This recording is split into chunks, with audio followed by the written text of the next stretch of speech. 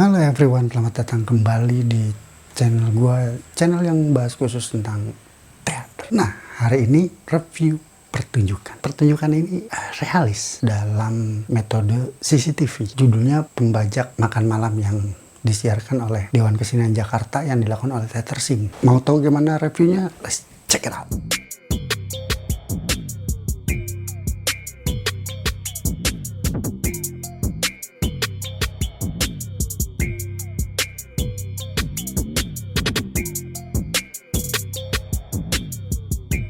Dunia sekarang manusia tidak lepas dari yang namanya teknologi, dan teknologi yang paling ringan yang kita punya semua yaitu handphone. Handphone ini kadang-kadang menyimpan banyak sekali misteri di dalamnya. Di pertunjukan kali ini pasang suami istri dan semua teman-teman yang hadir di dalam ruangan itu mencoba untuk membuka dirinya. Handphone itu diletakkan di atas meja, dan ketika ada SMS dibacakan, ketika ada orang nelpon, mereka di loudspeaker, jadi mereka semua saling dengar. Oke, kita ngebahas ini dulu ya, ngebahas kamera-kamera. Kamera satu ada main chemist lah kalau menurut gue ya, dimana semua orang kelihatan dan seperti sang wanita tuh yang punya rumah gitu. Jadi ada wanita satu di sini, lalu di sini tiga, dan kamera di depan sana gitu. Dengan konsep CCTV, lalu ada kamera juga di sebelah kanannya yang tinggi tuh, yang kalau dia lagi disorot itu tangga itu kelihatan. Lalu ada kamera depan untuk melihat keluar rumah. Nah, itu yang agak aneh sebetulnya, karena kamera CCTV itu melihat ke pintu, bukan ke luar rumah, karena kalau ada maling nggak kelihatan gitu. Pertunjukan pertama itu biasa-biasa aja, ngobrol, tapi pemainnya memang natural gitu, ngobrol, bahas hari-hari ya. Kalau kita tidak terbiasa menonton pertunjukan gitu, seperti membosankan, padahal itu adalah bridging yang penting untuk memasuki sebuah persoalan-persoalan itu gitu. Nah, dari situ kita bisa melihat bahwa kasus pertama setelah makan itu yang paling tiba-tiba ada keluar salah dua orang tokoh keluar ngerokok di depan pintu. Salah satu tokoh yang dimainkan oleh Yudi itu berpikir bahwa dia harus mengganti untuk sementara handphonenya, karena ada seorang wanita yang tiap jam 9 malam itu menelpon dia dan mengirim WA dia dan mengirim gambar-gambar seksi, dan Yudi takut itu ketahuan, makanya ditukar handphone dia ke salah satu toko yang pakai jaket merah. Dari situ konflik sebetulnya bermula, karena takut karena istri di sebelahnya itu tidak tahu, dan akhirnya menukar handphonenya karena kebetulan handphonenya sama dan persis dan mirip. Gue nggak tahu persoalannya apa gitu ya. Walaupun mirip, sebetulnya setiap handphone nggak mirip-mirip amat, karena ketika lo punya screen saver yang di depan aja udah beda. Jadi ketika lu mengangkat telepon itu dan handphonenya sama tapi bukan handphone lu, itu orang bakal tahu gitu. Apalagi suami istri yang setiap hari berhubungan dan itu tahu screen savernya apa gitu. Tapi pertukaran handphone itu sebuah ide yang menarik gitu, karena mereka menukar rahasia pribadi mereka sebetulnya di situ.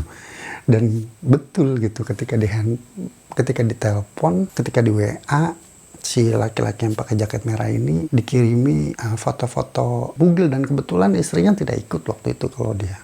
Dan si Yudi ketawa-ketawa aja gitu. Nah, yang menarik itu adalah ketika si handphone yang si baju merah itu tiba-tiba ditelepon oleh seorang laki-laki yang tiba-tiba maki-maki gitu. Katanya sakit, katanya apa, kok keluar ini segala macem gitu kan. Si Yudi tuh bingung gitu.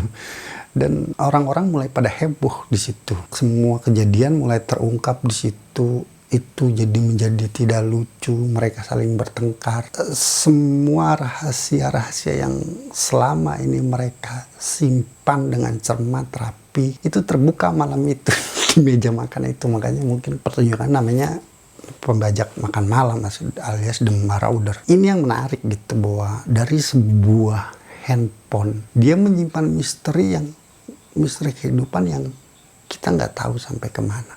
Dan itu menjadi suatu katalis buat kita, karena kita tidak lagi menyimpan rahasia di hati. Kadang-kadang kita menyimpan rahasia di sebuah handphone, di sebuah alat kotak yang dalam 10 tahun ini memang telah merubah peradaban. Handphone plus media sosial dalam 10 tahun ini merubah peradaban. Karena gue inget gue pertama kali main Facebook tuh tahun 2007 kalau nggak salah. Dan setelah itu 15 tahun kemudian dunia sudah berubah dengan total. Jadi sebuah handphone bisa menjadi sebuah berkah, amanah, tapi juga menjadi sebuah bencana. Karena bagaimanapun disimpan seperti apapun, dia akan menyimpan jejak gitu di situ, dan jejak itu tidak akan bisa dihapus.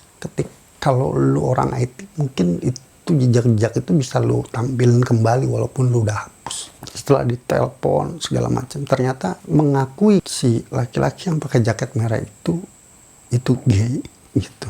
Jadi teleponnya dia tuh tertukar. Dan sementara si istrinya si Yudi, tokoh Yudi itu juga ditelepon oleh seorang laki-laki gitu yang meneror dia setiap jam 9 juga. Itu yang menarik.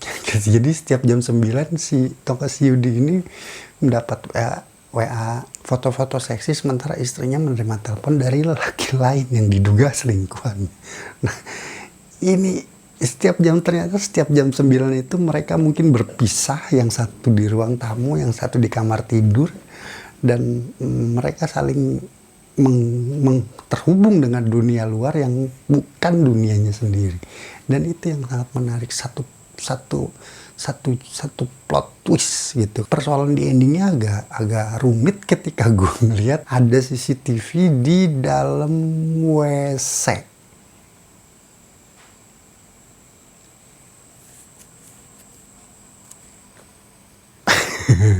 Coba, oke. Lu pikirin lagi, CCTV di dalam WC. Oke, kita lupain aja ya. Iya, karena bagaimanapun WC itu adalah wilayah privat yang nggak mungkin dikasih CCTV, karena konsep dasar dari pertunjukan ini adalah CCTV gitu. Ketika yang di depan, kamera depan itu menghadap ke pintu aja itu udah agak aneh, tapi oke lah, masih kita bisa maklumi gitu ya. Tapi ketika ada CCTV di WC, nggak ada gitu. Kalau lu tukang ngintip, lu bisa naro kamera, atau sebelah lu adalah kaca yang 2 dimensi, yang satu nggak bisa ngelihat, satu bisa ngelihat, itu mungkin. Tapi ketika CCTV ditaruh plek-plekan, konsepnya CCTV itu nggak mungkin. Di luar itu suaranya terdengar jelas, oke gitu. Kita bisa nyaman untuk mengikuti alur ceritanya. Yang kedua, sebetulnya ini masih jadi problem, dan gue memaklumi dengan model konsep CCTV ini dan kamera yang agak jauh, maka karakter dari tokoh-tokoh itu tidak begitu terlihat dengan jelas gitu, kecuali di main cam. Dan memang mungkin sengaja pas lagi pergerakan di yang kamera di sini kan memang, dan pas CCTV yang di luar itu warnanya juga agak burem. Entah karena memang CCTV di luar itu memang agak burem, emang sengaja dibikin begitu dengan kualitas begitu, kan banyak CCTV gitu ya. Di luar itu ini pertunjukan menarik karena biasanya pertunjukan online itu dimulai dari awal corona kita mulai banyak kan mencari kemungkinan. Sementara ini pertunjukannya realis, konvensional yang dirubah, dan live, dalam artian mereka tidak mengandalkan waktu gitu. Dan ketika ada kesalahan, kita nggak tahu apa yang terjadi pada saat live itu. Dan gue sempat kepotong gitu, video itu terprivat gitu. Gue nggak tahu kapan lagi bisa nonton. Yuk teman-teman, kalau bisa gue berharap diputar ulang, karena itu menarik gitu. Pertunjukan realis, konvensional, lalu dirubah dalam bentuk panggung modern gitu. Mungkin juga karena sutradaranya Atfal lebih keuntungan gitu, bahwa sutradaranya mungkin lebih mengenal, dan pemain-pemainnya juga lebih paham bagaimana cara kerja kamera, dunia televisi, dunia film, dan rata-rata sudah bermain di dunia video seperti itu. Jadi nggak cuma di panggung, jadi mereka tidak canggung untuk melakukan ini. Dan pertunjukannya ini show 1,5 jam lebih, hampir 2 jam mungkin, gue nggak tahu lah. Tapi yang jelas itu menarik gitu, karena itu berlangsung live dengan suara vokal yang bisa dinikmati. Ya lo tau lah, kalau pertunjukan live biasanya vokalnya agak sulit, gambarnya buram.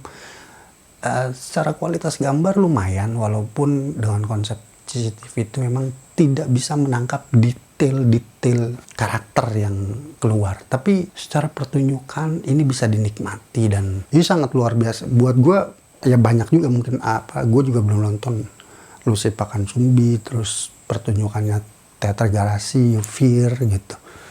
Tapi dari beberapa pertunjukan online yang gue tonton, menurut gue ini yang paling menarik karena pertunjukannya live dan realis gitu. Gue nggak tahu kalau misalnya gagal atau ada yang salah, gue nggak ngerti gimana. Atau di sebelah kiri, di sebelah kanan ada semacam floor director, gue juga nggak tahu gitu.